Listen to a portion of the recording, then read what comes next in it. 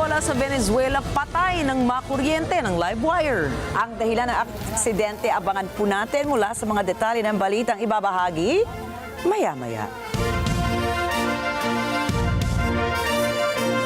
Magandang gabi. Ako po si Ricky Mathay. Ako si Nina Richie Alagaw Flores. Ito ang mata ng Agila International. Para naman sa mga headlines ngayong araw ng Biyernes.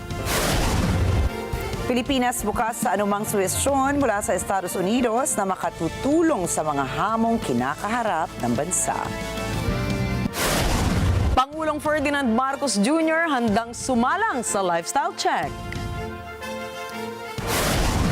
Ceasefire o peace deal, ang kahihinatnan ng Russia-Ukraine conflict ating siyasatin. Thai Prime Minister PAETONGTARN SHINAWATRA sa pwesto dahil sa ethics violations. At fighter jet ng Polish Air Force bumulusok, piloto patay.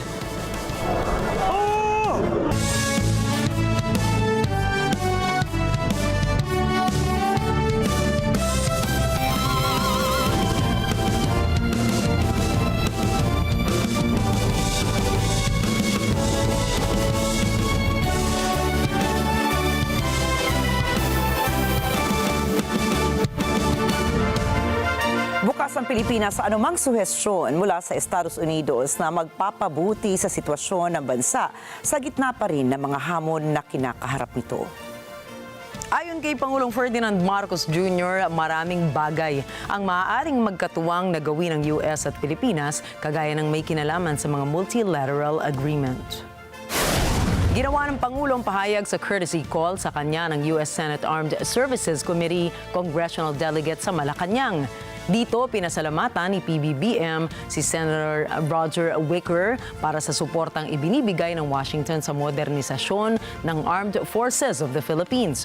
Sa bahagi naman ni Senator Wicker, kanyang binigyan diin ang kahalagahan ng pagkakaroon ng bilateral relationship dahil ito anya ay importante para maging pirme at matibay ang pagtutulungan ng Pilipinas at Estados Unidos.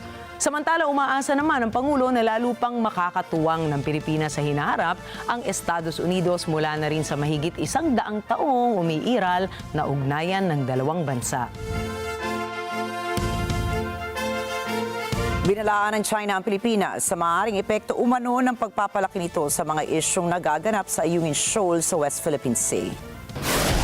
Ayon sa Ministry of National Defense ng China, ang Pilipinas anila ang nanggugulo sa South China Sea. May mga bansa rin anilang kumukonsinti sa tinatawag nilang walang ingat na pahayag at pagkilos ng Pilipinas. Ang pahayag ng China ay kasunod ng issue kung saan nilapitan umano ng dalawang maliliit na bangka ng Philippine Navy ang mga barko ng China Coast Guard. 事实反复证明，菲方就是南海和平稳定破坏者、麻烦制造者，而个别域外国家唯恐南海不乱，怂恿支持菲律宾胡作非为，损害地区国家共同利益。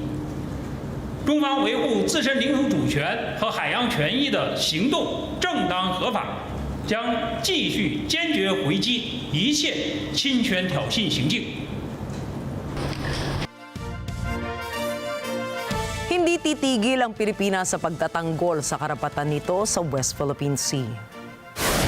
Yan ang mariing iginiit ng Malacanang hinggil sa naging pahayag ng Chinese Ministry of Defense kasunod ng maritime drills sa pagitan ng Pilipinas at Australia sa West Philippine Sea.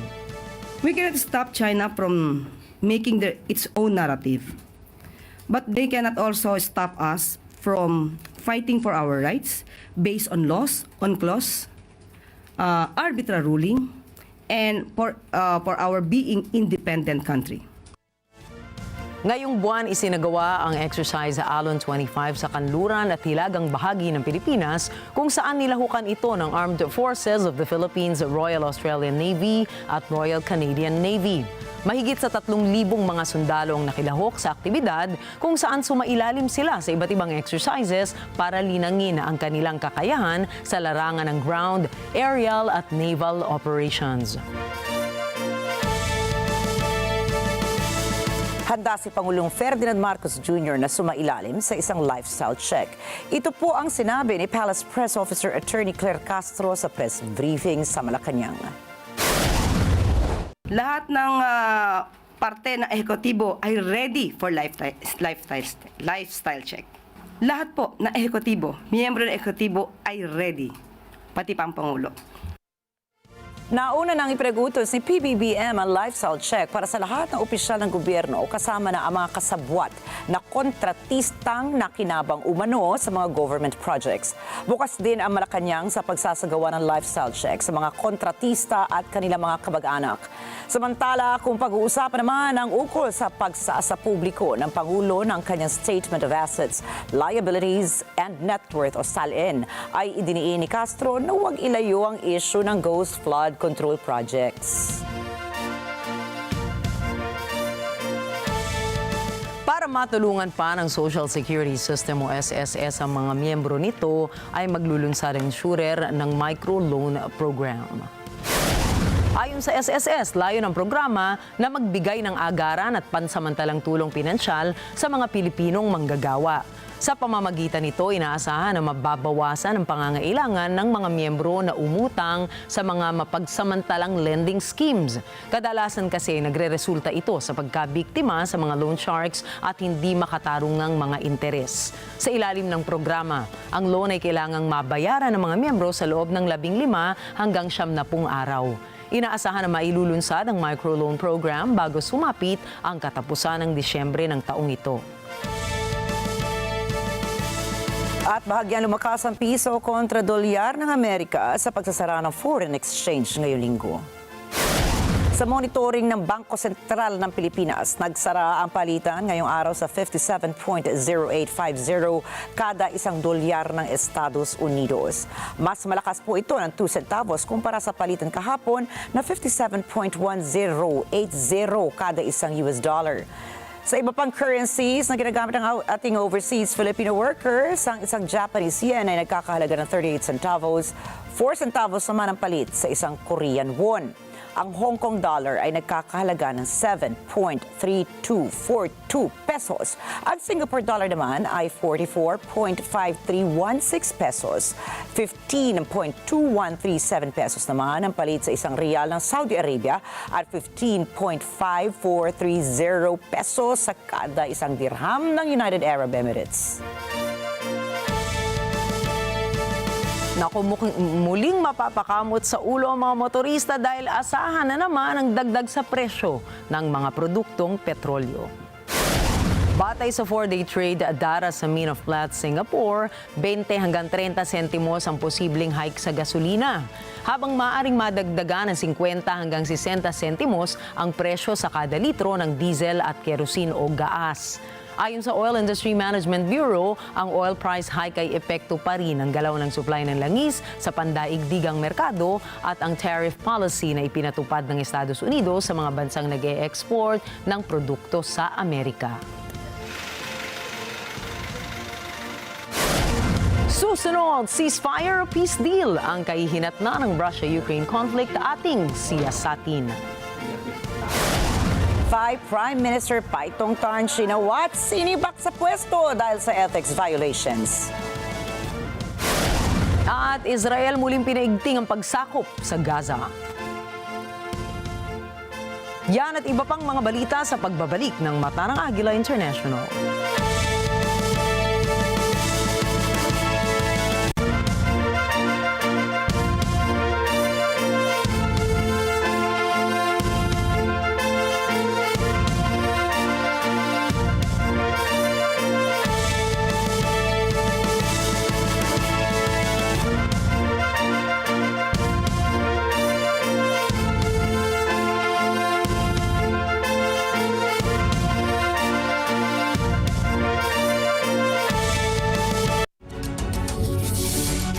When a story starts with faith, it can only grow further and stronger.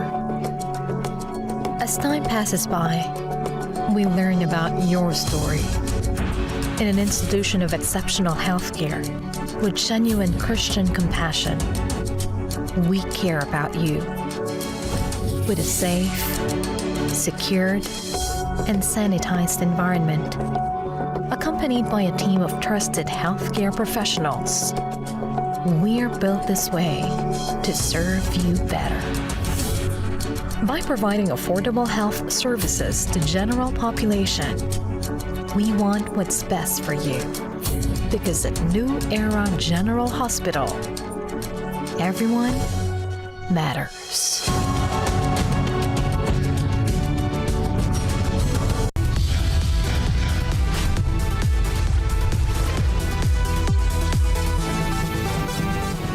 Sa kasulukuyang henerasyon, marami na ang nag-viral. Dahil po yan sa kanilang ginagawang pagtulong sa kapwa. Pero mas marami ang tumutulong kahit walang nakakakita. Kaya naman kung ikaw ay may kilala na grupo o individual na may natatanging pagresponde sa lipunan at maging sa kalikasan, mag-text lamang sa 0915-415-1035 o mag-email sa responde@net25.com at magpadala ng mensahe sa ating Facebook page at Net25TV. Baka kayo na ang susunod nating Certified Key Responder. Let's get together, Sunday 25, Sunday 25. In a world where titles come and go, what makes recognition still worth striving for? This week, we take you inside a multi-award celebration. The 8th Empowered Men and Women, the 10th Model Mom Achievers, and the 2nd Trending Brand Award 2025. It's more than just glitz and applause. It's about the staying power of credibility, the boost to your brand, and the business of keeping your name relevant. Open for business with Cesar Vallejos, Sunday, 9 p.m. Sunday 25. Si nanay, siya ang ilaw ng tahanan. Pero sa likod ng kanyang lakas, may mga sakripisyo at kwentong hindi natin laging naririnig. Ngayon, panahon na para siya naman ang pakinggan. Isang kwento ng sakripisyo at pagmamahal tungkol sa mga ina na tunay na bayani ng ating buhay. Iyan ang exciting episode na hatid namin sa inyo sa Ito Ang Tahanan ngayong Sabado at Linggo alas 8 hanggang alas 9 ng umaga sa Net25. Let's get together, Sunday 25, Sunday 25. Dahil walang hinto ang balita, Financial straits. Matadang Agila Weekend tuwing Sabado, alas 4 ng hapon. Ito ang Net25. Matatag, matapag, matapak. Let's get together, Sunday 25, Sunday 25.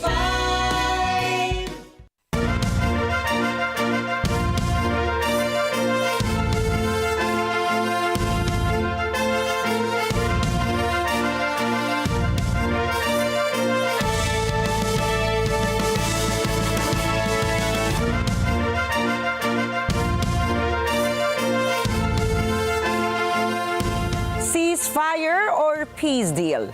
Alin po ba sa dalawang kasunduan ang nararapat ipatupad upang matuldukan na ang kaguluhan sa pagitan ng Russia at Ukraine? Matatandaang noong una, isang tigil putukan ang suhestyon ni US President Donald Trump. Subalit nitong mga nakaraang linggo ay sinusuportahan na nito ang panawagan ni Russian President Vladimir Putin na isang permanent kasunduan sa kapayapaan ang kailangan ng Russia at ng Ukraine.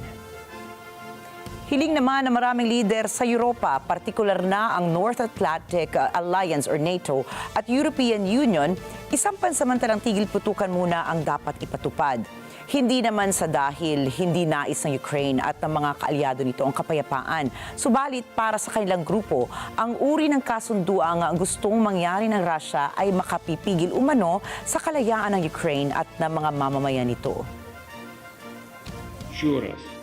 Не мы прервали переговоры в 2022 году. Это сделала украинская сторона. В этой связи, несмотря ни на что, предлагаем киевским властям возобновить переговоры, прерванные ими в конце 2022 года. Возобновить прямые переговоры, причем, подчеркну, без всяких предварительных условий. Начать предлагаем без промедления уже в следующий четверг, 15 мая, в Стамбуле, там, где они проводились ранее и там, где они были прерваны. We don't have any date. We don't have any date. We just conformed after this productive meeting with President and then with all our colleagues, with the partners, we confirmed that we are ready for a trilateral meeting. And if Russia proposed to President of the United States bilateral, and then we will see the result of bilateral, and then it can be the trilateral. So I said always, so Ukraine will never stop on the way to peace, and we are ready for any kind of formats, but on the level of leaders. Laging iginigiit ng Russia na ang pag-urong at mga paglabag ng Ukraine sa mga nauna nilang kasunduan ang mga dahilan kung bakit hindi na isakatuparan ang Minsk Agreements. Ilang beses na rin nagpahayag si President Putin ng kahandaan ng Russia para sa direct talks. At ilang beses na rin umasa si Zelensky na matutuloy na ang pakikipag-usap niya kay Putin. Maraming bansa, kabilang na po dyan ang Pilipinas, ang nananawagan sa dalawang leaders na wakasan na ang kanilang digmaan kung saan halos 1 milyong katao na ang namamatay simula ng ilunsad ng Moscow ang opensiba nito sa Kyiv. Nasa 3.7 million naman ang bilang ng mga displaced individuals sa Ukraine habang 6.9 million na katao na ang lumikas sa nasabing bansa. Ayon sa United Nations, nasa 12.7 million individuals ang nangangailangan ng tulong sa Ukraine. Umabot na po sa $407 billion ang natanggap na tulong ng gobyerno ng Ukraine mula sa iba't ibang bansa at mga organisasyon. Isa ito sa pinakamalalaking digmaan sa Europa mula noong ikalawang digmaang pandaigdig. Katwiran tuloy ng ibang political analysts, plano raw ni Putin na palawakin ang sphere of influence ng Russia sa Europa sa pamamagitan ng umano'y pagsakop sa ilang teritoryo ng Ukraine. Unang sumiklab ang gulo sa pagitan ng Russia at Ukraine noong taong 2014 matapos mag-deploy ang Moscow ng mga sundalo sa Crimean Peninsula. Pinasok nila ang parlamento ng Crimea at pinawalang bisa ng Russia ang gobyernong Crimean at isinailalim ito sa pamamahala ni Prime Minister Sergei Aksyonov, isang politikong pro-Russian. Ayon sa saligang batas ng Ukraine, ang Supreme Council of Crimea ang nagtatalaga ng Prime Minister ng Crimea sa pamamagitan ng konsultasyon sa Pangulo ng Ukraine. Subalit, isang referendum po ang isinagawa ng parlamento ng Crimea kung saan 95.5% na mga bumoto ang nagsabing pabor sila na iwanan na ang Ukraine at sumali na ang Crimea sa gobyerno ng Russia. Kinundi na naman ng United Nations General Assembly ang annexation ng Crimea, subalit naglagay na ang Russia ng military bases nito sa Crimea at maging sa Sevastopol. Sa kasalukuyan po, hawak na ng Russia ang Crimea, Donetsk, Luhansk, Kherson at Zaporizhia. Isang bagay na ikinababahala ng NATO at European Union at lalo na ng Ukraine. Iginiit pa ni Zelensky na bahagi ng Europa ang Ukraine kaya masigasig niyang inaasikaso na formal nang maging miyembro ng NATO ang Kyiv. Subalit, depensa naman ni Putin kung kasaysayan niya ang pag-uusapan, bahagi ng Russia ang Ukraine. Sa inilabas na pag-aaral, 1 sa 6 na Ukrainians ay ethnic Russians, habang 1 sa 3 Ukrainians ang gumagamit ng Russian bilang kanilang national language. Subalit, para sa ilang modern geopolitical experts, hindi sapat na batayan ang kasaysayan upang ipilit ang isang ideolohiya. Wala itong pagkakaiba sa pamimilit ng China na teritoryo nito ang buong South China Sea kung saan matatagpuan ang ilang water features na nasa exclusive economic zone ng Pilipinas.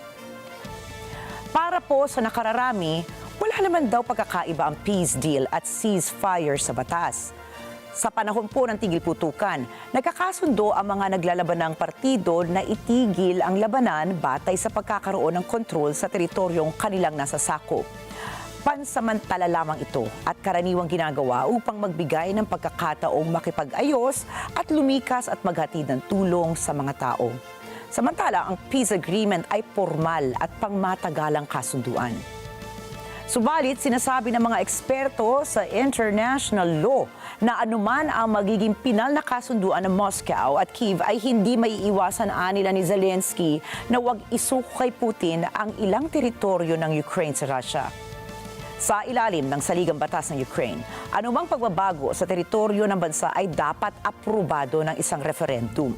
Kaya, mahihirapan din anila si Putin na mabawi ang mga lupang nais itong maibalik ng Ukraine sa Moscow. Ayon sa mga analysts ng Eurasia, duda ang mga Europeans na naiintindihan ni Trump ang kahalagahan ng pagkakaiba ng ceasefire at ng peace deal. Kaya naman, suhestyon nila, dahil marami pang domestic and international issues ang dapat isaalang-alang ni na Putin at Zelensky, isang tigil putukan na lamang anila ang dapat na mangyari.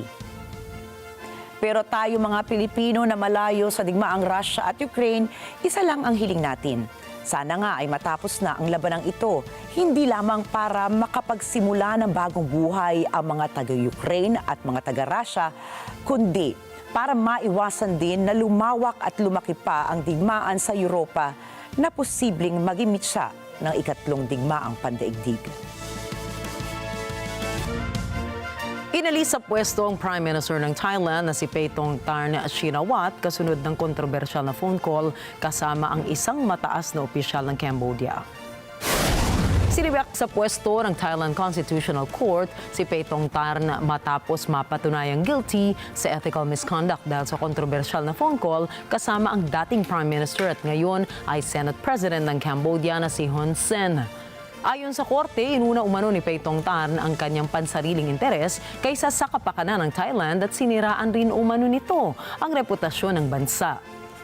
Sa naging pag-uusap sa telepono, pinuna ni PAETONGTARN ang isang senior Thai Army commander at tinawag itong kalaban.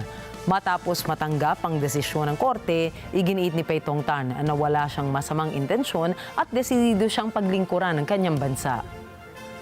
อย่างแรกเลยนะคะก็ด้วยความเคารพต่อกระบวนการยุติธรรมนะคะที่ฉันขอน้อมรับคำวินิจฉัยของศาลรัฐธรรมนูญค่ะแต่ว่าในฐานะคนไทยคนหนึ่งนะคะก็ขอยืนยันค่ะว่าขอยืนยันความบริสุทธิ์ใจนะคะความตั้งใจอย่างแท้จริงที่ตั้งใจจะทำเพื่อประเทศตลอดมานะคะไม่ว่าบทสนทนานั้นที่เป็นคลิปเสียงออกไปดิฉันเองไม่ได้ขออะไรเพื่อเป็นประโยชน์ของตัวดิฉันเองเลยนะคะ Sinabi rin ito na ang naging desisyon ng korte ay nagdulot ng biglaang pagbabago sa Thai politics.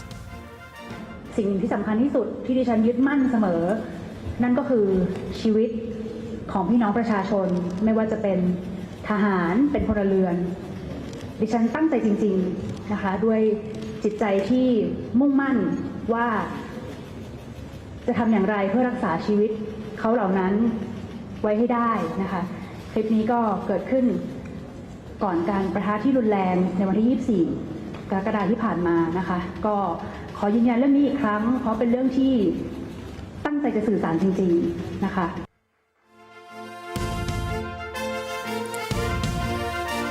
Humaharap naman ngayon sa magkaibang kaso ang dating First Lady ng South Korea na si Kim Kyun-hee at dating Prime Minister Kang Duk-soo.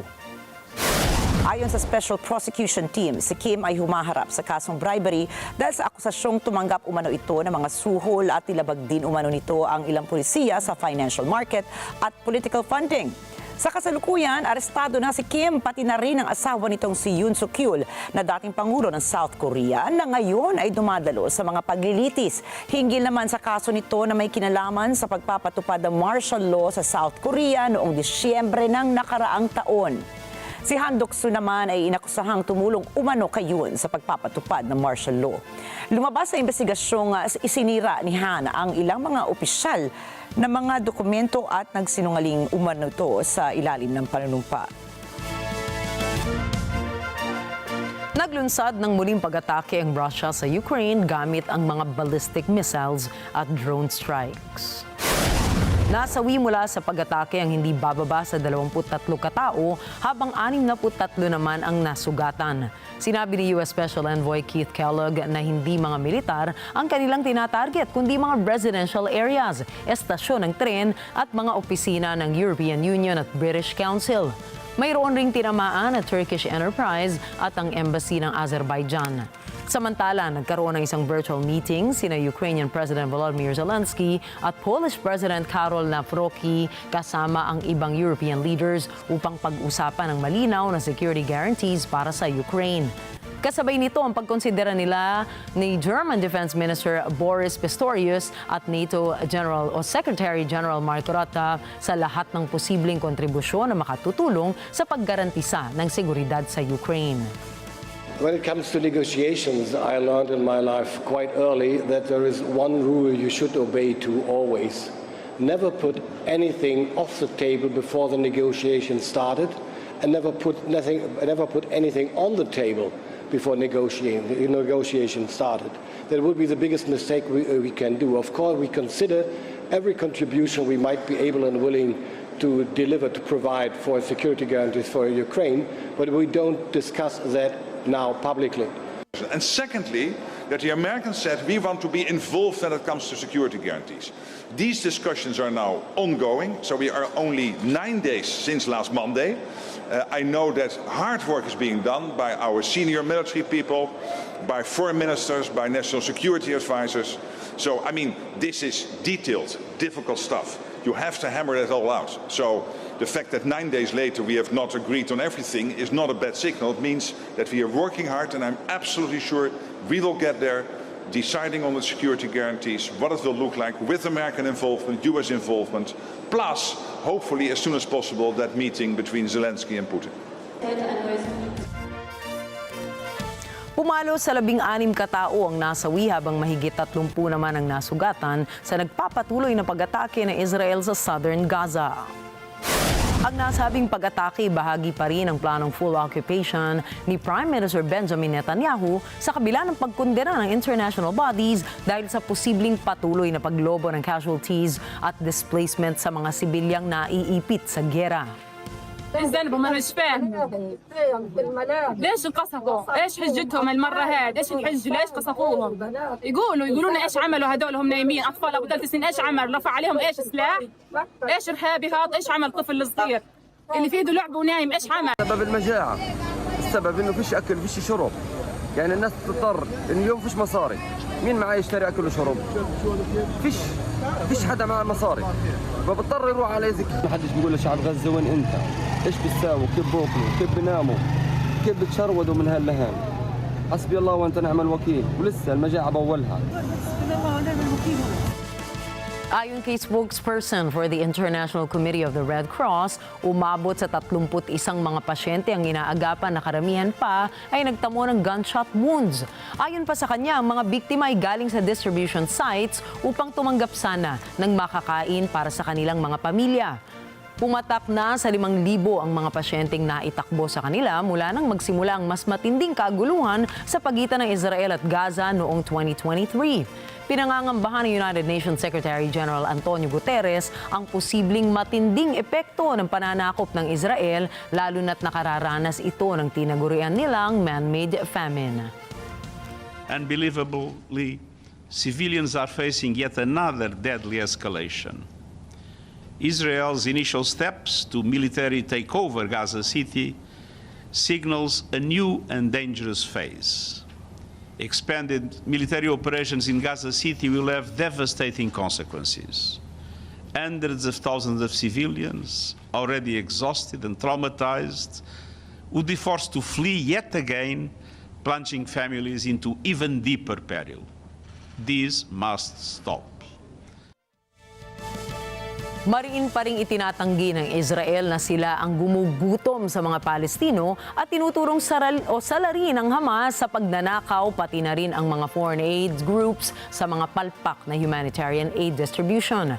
Ito ay sa kabila ng pahayag na kanilang iniipit ang mga tulong para sa mga Palestino. Pumalo na sa 62,966 ang mga namatay at 159,266 ang mga nasugatan mula na magsimula ang gera sa pagitan ng Israel at Hamas noong 2023. Bumisita sa Taipei si U.S. Senator Roger Wicker upang talakayin ang depensa at seguridad ng bansa.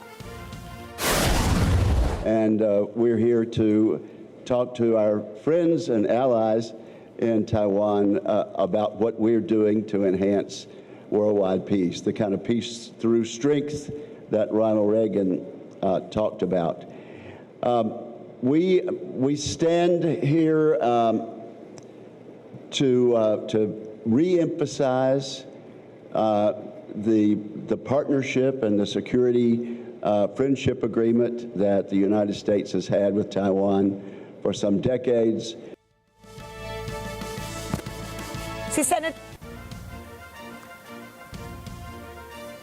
Si Senator Wicker na namumuno sa Armed Services Committee ng Estados Unidos ay isa sa pinakamalalaking taga-suporta ng kasarinlan ng Taiwan.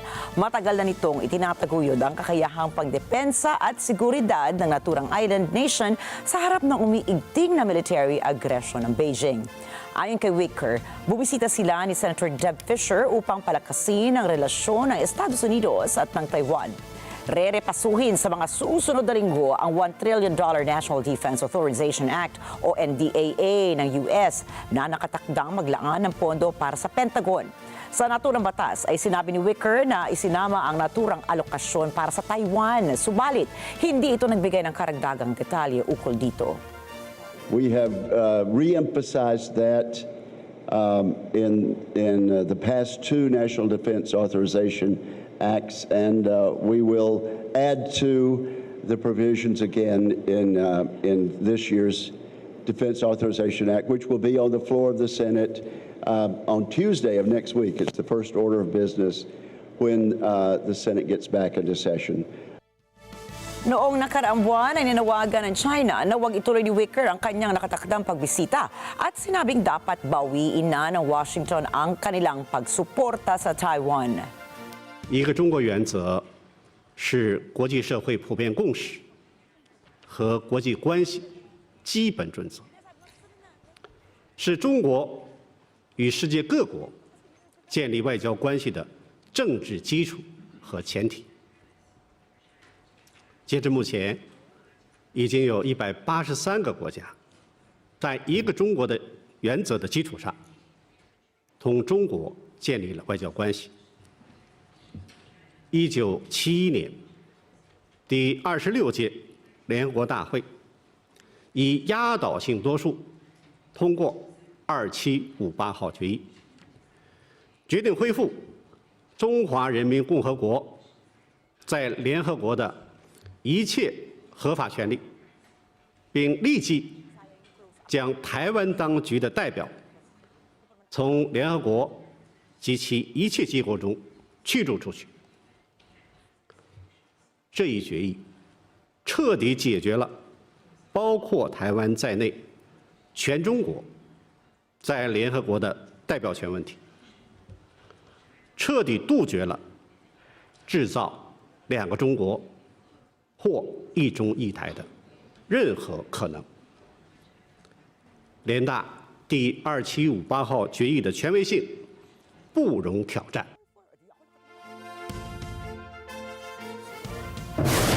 Susunod, Polish Army pilot patay matapos bumagsak ang sinasakyang jet. Lalaking 4 na taon nang nawawala nakita na sa CCTV sa New Zealand. At Ariana Grande inanunsyo ang kanyang unang tour makalipas ang 7 taon. Mga detalye po ng mga balita niyan at iba pang mga balita sa pagbabalik ng Mata ng Agila International.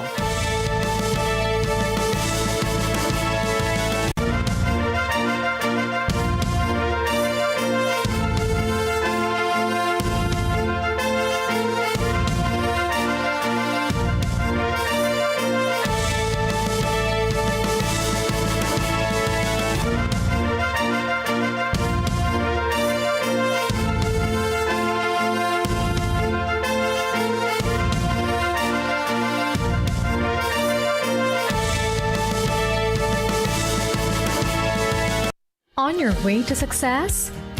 Start with the best. New Era University, where we guide every individual to their natural state of excellence. Enroll now, because New Era University awaits the future we can build together.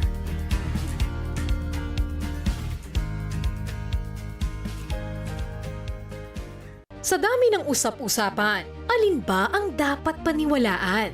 Magandang umaga, Pilipinas! Luzon, Visayas at Mindanao. Siyempre po, worldwide.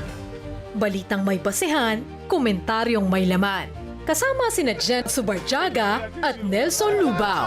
Tuloy ng paglilingkod bayan. Balita, komentaryo, totoo. 100%. Lunes hanggang Biyernes, alas 5 ng umaga, dito lang sa Net 25. Let's net together sa Net 25. Sa Net 25.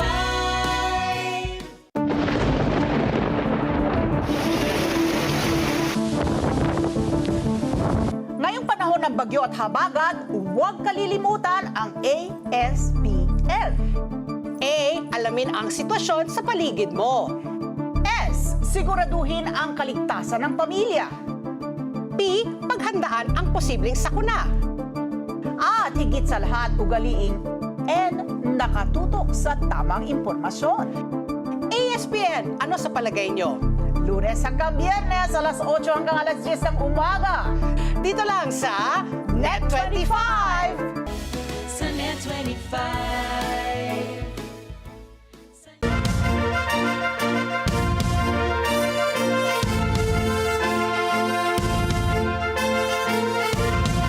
Patay ang lola ang maglola sa Venezuela, kabilang ang 12 anyos na batang lalaki at 47 anyos na lola matapos makuryente ang mga ito ng bumagsak na live wire. Ayon sa police report, naghihintay lamang ng bus ang maglola sa sidewalk nang mabagsakan ng naputol na kable ng kuryente. May mga nakasaksi naman sa insidente, kaya naitawag kaagad ang nangyari sa emergency services.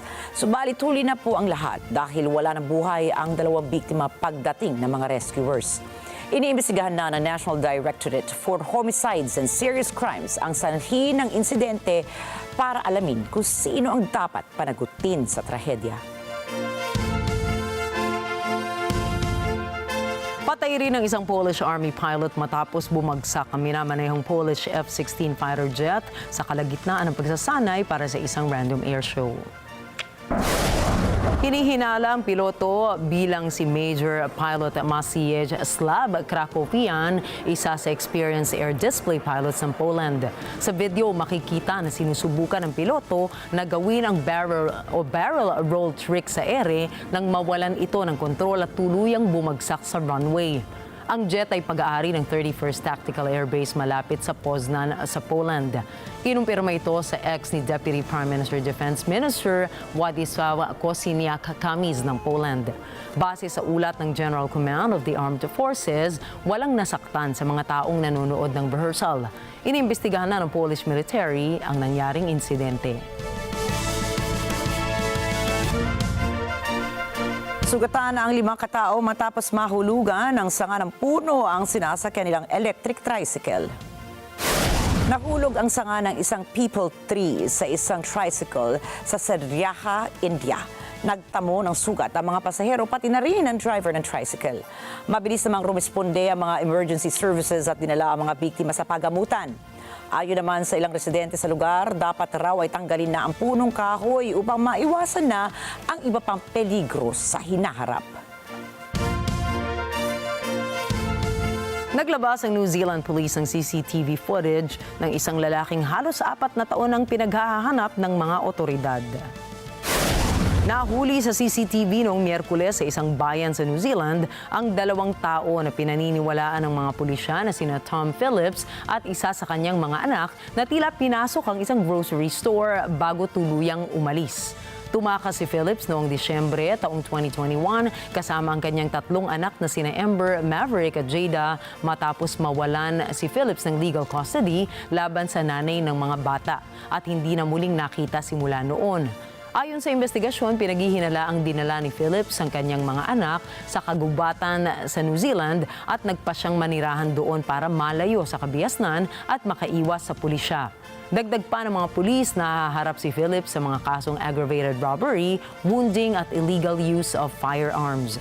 Sinabi ng mga investigador na walang kontak ang mga bata na ito sa ibang tao at hindi na rin nakapag-aaral sa eskwelahan. Patuloy naman ang investigasyon ng pulisya. Patuloy ang protesta ng mga Indonesians matapos mabangga at mapatay ng police car ang isang motor taxi driver sa siyudad ng Jakarta. Sa ulat po ni Police Chief Asep Edi Suheri, nabangga ng police vehicle si Kurniawan, isang rider-sharing driver ng Gojek at Grab habang nagkakagulo ang mga tao.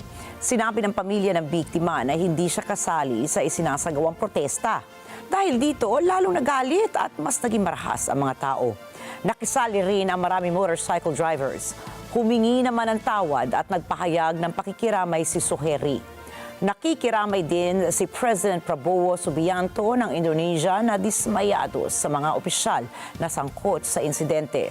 Nag-utos din siya na magkakaroon ng masinsinang investigasyon sa nangyari.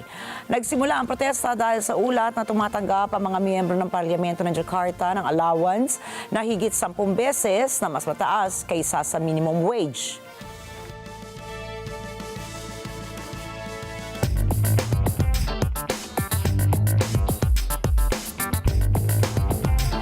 Naglunsad ng investigasyon ang U.S. Transportation Department upang malaman upang siyasatin kung may kinalaman ba ang English proficiency sa aksidenteng kinasangkutan ng isang truck driver sa Florida kamakailan. 3 ang namatay nang sumalpok ang isang van sa truck na minamaneho ng isang Indian national na hindi marunong mag-Ingles. Sinabi ng mga opisyal na delikadong magmaneho ang mga driver na hindi nakakabasa o kaya'y nakakaintindi ng English road signs. Si Leo Velasco para sa detalye.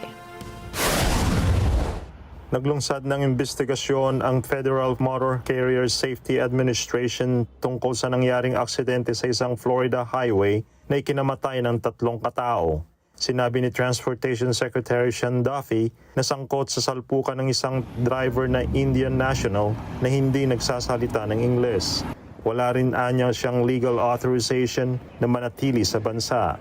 Kinasuhan ng truck driver na si Harjinder Singh ng 3 counts of vehicular homicide. Batay sa naunang investigasyon, sinubukan ni Singh na mag-U-turn sa isang official use only access point. Hinarangan nito ang traffic na naging dahilan ng salpukan na nagresulta sa pagkamatay ng 3 taong sakay ng isang van na tumama sa truck. Si Singh ay nasa kustodiya ng Florida officials at sinabing dadalhin sa California upang doon humarap sa kaso. Matatandaan na lumagda ng executive order si Pangulong Donald Trump bilang aksyon sa foreign truck drivers na hindi nag-i-Ingles. Nakasaad sa nasabing executive order na dapat makapasa ang commercial o mga dayuhang driver sa US English Proficiency Standards. Ayon kay Duffy, kung ang isang foreign driver ay bagsak sa qualification standards, delikado ito at posibleng magdulot ito ng aksidente sa daan. Nauna rito, sinabi ng State Department na ihinto ng US ang pag-i-issue ng lahat ng worker visas para sa commercial truck drivers. Sa X, sinabi ni State Secretary Marco Rubio na nalalagay sa panganib ng tumataas na bilang ng foreign drivers sa bansa ang buhay ng Americans. Gayon din, naapektuhan na rin ng mga ito ang pinagkakakitaan ng Americans. Samantala, noong 1 buwan, nagsimula ng mag-aral ng Ingles ang Mexican truck drivers sa border city ng Ciudad Juarez para makatugon sa direktiba ni Trump. Leo Velasco para sa mata ng Agila International. Trusted, connected, on point. Kinasuhan ni Federal Reserve Governor Liza Cook si US President Donald Trump. Ayon sa reklamo, walang karapatan ang Pangulo na sibakin si Cook sa pwesto. May Simbulan po para sa balita. Walang kapangyarihan si Pangulong Donald Trump na sibakin si Federal Reserve Governor Liza Cook. Iyan ang pahayag mismo ni Cook sa kasong isinampan niya laban sa presidente. Pasumula ito ng isang legal battle na maaaring mag-atras sa matagal ng kinasanayang independence ng US Central Bank. Ayon sa demanda, nilabag ni Trump ang isang federal law na pinapayagan ang presidenteng magtanggal sa isang Fed governor kung may sapat na basehan. Matatanda ang inanunsyo ni Trump na sisibakin niya si Cook dahil sa mortgage fraud na kinasangkutan nito noong 2021. Malamang iaakyat sa Supreme Court ang kaso kung saan karamihan sa judges ay pumayag sa paninibak ni Trump sa isang opisyal na ibang ahensya. Pero naghudyat ang korte na pwedeng makalusot ang Fed sa direktong pangungontrol ng presidente. Pinangangambahang makakaapekto sa global economy ang kalagayan ng Fed mula sa White House sa pagpapatupad ng monetary policy. Nahirapan lumaban ng US dollar sa ibang major currencies matapos unang sabihin ni Trump na sisibakin nito si Cook. Ang Democrat na si Cook ay kauna-unahang black woman na umupo sa pamunuan ng US Central Bank. Ngayong taon, sinibak din ni Trump si Gwen Wilcox, ang unang black woman na umupo sa National Labor Relations Board na dumidinig sa private sector labor disputes. May nasimbulan para sa mata ng Agila International, trusted, connected, on point.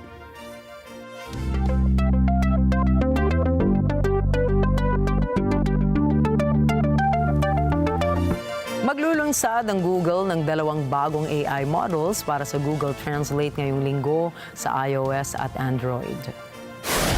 Ayon sa Google, kaya ng model na i-adapt ang skill level ng user. Sa ngayon, mayroon ng 3 lessons na nakapaloob sa update, ang basic, intermediate at advanced. Mula rito, pwede nang gumawa ng practice session ng app kung saan maaaring makinig o magsalita ang user kasabay ng AI model sa napiling lesson.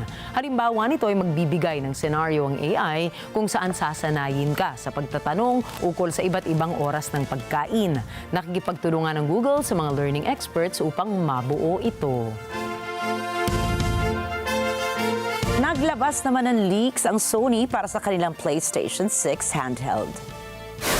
Ayon sa leaks, tinatawag na PlayStation Canis ang pinakabagong handheld console ng Sony.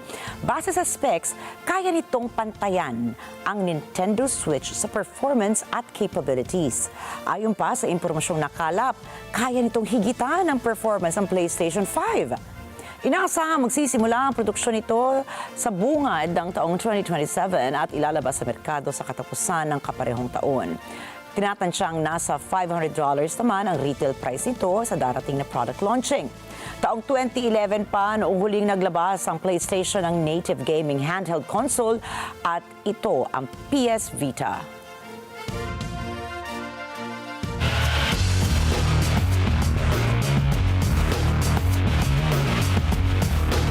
Isang kapanapanabik na mga pasiglaban ang masasaksihan sa parehas na men's at women's singles sa torneo ng US Open.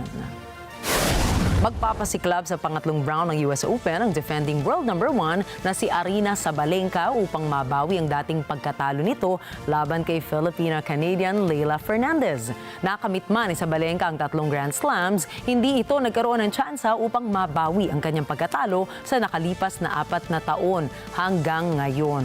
Nais ni Fernandez na makatulong ang kanyang momentum sa laban upang muling maiuwi ang isa pang upset laban sa world number 1. Papasok naman sa world number 1 si Novak Djokovic sa 3rd round ng torneo matapos makabawi kay Zachary Siyavda.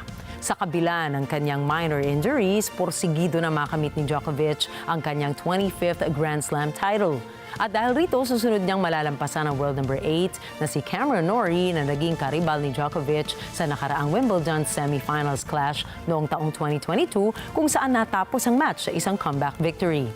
Pasok rin sa spotlight si Emma Raducanu, ang sorpresa ng 2021 US Open matapos nitong dominahan ang mga naunang laban sa straight set wins. Maghaharap naman sina 9th seed Elena Rybakina na hindi pa rin napapatumba sa torneo. Sa huling sagupaan nila noong 2022, tinalo ni Rybakina si Raducanu sa final scores na 6-0, 6-1. Mataas man ang tensyon ng baguhan, ngunit handa naman si Raducanu sa hamon ng torneo. Kinumpirma ni UFC CEO Dana White na ang isang makasaysayang fight card ang gaganapin sa White House sa darating na July 4, 2026 bilang bahagi ng 250th anniversary ng US Independence Day. Inaprubahan ito ni US President Donald Trump nang mayroon itong close ties sa UFC kung saan matagal na niyang pinaplano ang ideyang ito. Hindi pa man kumpleto ang detalye kung sino-sino ang mga lalahok sa UFC fighters ay kumpirmado na ang plano na maghakot ng mahigit sa 20 hanggang 30,000 katao para manood sa laban. Kabilang sa mga nagpakita ng interes ay sina Conor McGregor, Michael Chandler at John Jones. Patuloy ang sinasagawang paghahanda para sa historical UFC event para sa anibersaryo ng Estados Unidos.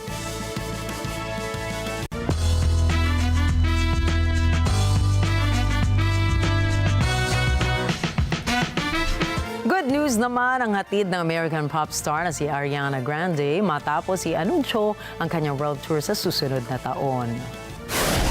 Ang The Eternal Sunshine Tour 2026 na pangalan ay galing sa kanyang pinaka-latest na album na inilabas noong March 2024. Magsisimula ang tour sa Oakland, California sa June 6, 2026 at 5 gabi sa London Zero-2 Arena sa August 15, 16, 19, 20 at 23. Bago ang anunsyong ito ay naging abala siya sa pagiging artista at gumanap bilang Glinda sa Wicked at nakakuha ng Oscar nomination.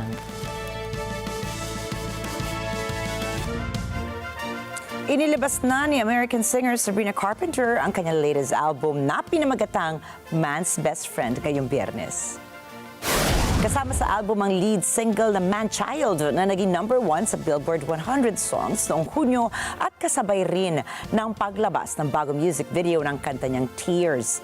Nakatanggap ng Grammy Award ang short and sweet song ni Sabrina at tampok din ang mga hit songs nito na Espresso at Please Please Please noong nakaraang taon na nakasama sa top 200 sa Billboard. Ngayon po, patuloy ang fans ni Sabrina sa pag-stream ng kanyang new album.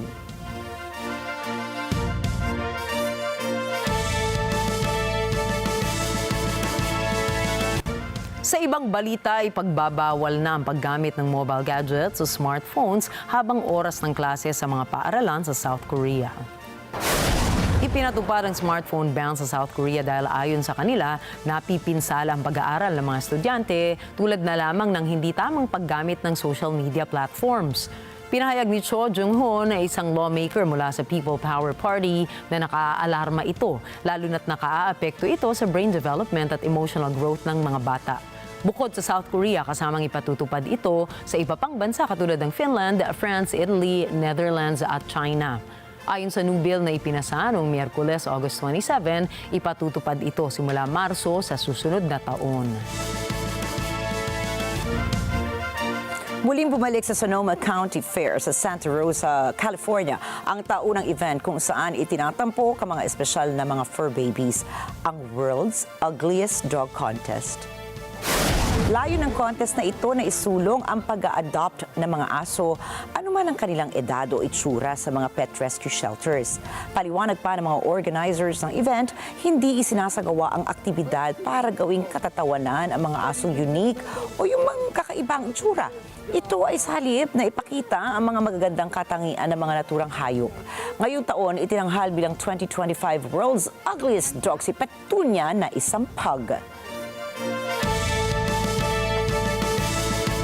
At balitang hayop pa rin, tampok ngayon ang 27th Pet Fair Asia sa Shanghai na ang sentro ng atensyon nito ay ang smart pet gadgets na kung saan ipinapakita ang mabilis na paglago ng industriya ng mga alagang hayop kasama na dyan ang lifestyle, fashion at high-tech innovation nito.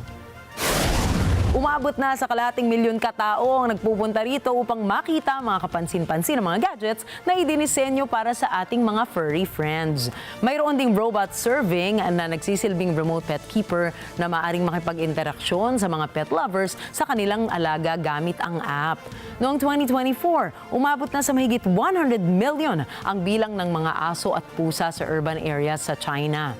Kilala ang Pet Fair Asia na binuksan noong 1997 at tinaguri ang pinakamalaking exhibition ng pet industry sa buong Asia-Pacific region.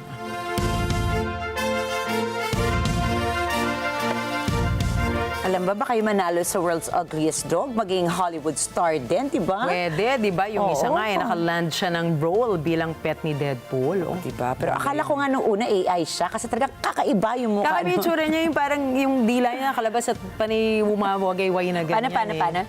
Di ba?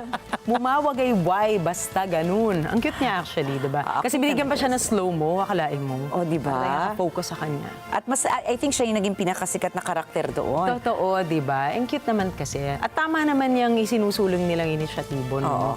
Na dapat mahalin mo ang hayop, ano pa man ang itsura. Kahit hayop pa siya. Kahit hayop pa siya. Kasi like kami, puro strays lang kami. Hindi kami yung bumibili kami ng Persian cat. Kasi talaga namang maganda. Kumbaga ma-appreciate mo yung ganda nila. But more than anything, yung ampunin mo kasi nga kailangan ng mag-aalaga, ng magpapakain, di ba? Tama. Naku, maganda rin ano yan, advokasya yan, di ba? Para sa mga halimbawa, yung mga nanalo na sa mga eleksyon, di ba? Sa ipa kung saan nila dalhin yung mga kanilang mga budget. Maganda rin yan, maliit na bagay yan, pero marami matutulungan yan. At saka talagang parami ng talaga yung mga pet lovers ngayon. Kung dati marami na, parang yung mami ko at saka daddy ko, alam ba yan, grabe makakita lang ng kuting, kahit bulag yan, iuwi ng daddy ko. Kaya nga kahit hindi ka bumili, dadami. Kasi nga sa kakaampon, marami dyan. Pero sabi nga nila, di ba, yung mababait daw sa aso, yun talaga yung magaganda yung puso. Ewan ko ba, dami-dami yung uuwi sa amin. Parang biglang, dami-dami nyo. Mabait ba ako? Sana lang yung mga gustong hayop yung talaga ma-attract mo. Di ba hindi mo nga lang napipili? Kasi talagang uuwi yan kasi hodang payat, galisin, ikaw na ang bahalang maging maayos sila kasi nakahanap na sila ng tirahan sa iyo. Ayan. So, naku, akalain mo, Nina. Akalain mo, Nina, Friday na naman. Di ba biglang lumaki yung ngiti ko, abot tenga. Ayan. So, tignan natin kung sa weekend, sino mga bisita ng mga hayop sa sino iyong bahay. mga madaragdagan ba? Pagdating ba ng Lunes, ay iba na ang bilang, mas mataas na malalaman. Ayan. So, ingat po kayo ngayong weekend. As we always say, we hope that you enjoy this weekend with your loved ones. Although ang haba ng bakasyon the past week, ha? Oo nga, pero hindi naman sa sinasadya natin dahil nga may low pressure area. At ito na naman, meron na namang nagbabadyang low pressure area. So lagi pong ingat. Sabi nga, paalalay gamot. O yun.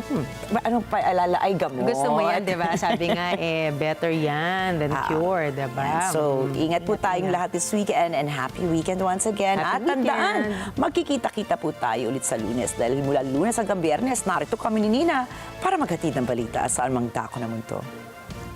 Magandang gabi. Ako po muli si Ricky Matay. Ako si Nina Richie Alago Flores at ito po ang Mata ng Agila International Trusted Connected on Point.